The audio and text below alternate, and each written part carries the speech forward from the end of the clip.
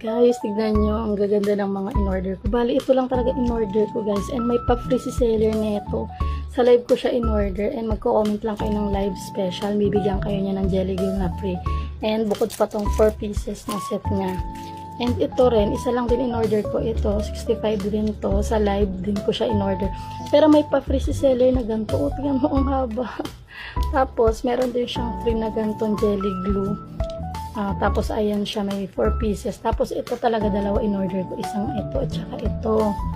Tapos umorder ako ng separate na jelly glue. Ayan siya. Ito yung pang matagalan talaga.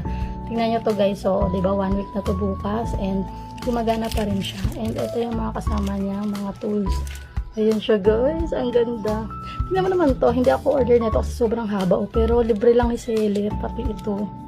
Ganda naman. Thank you seller.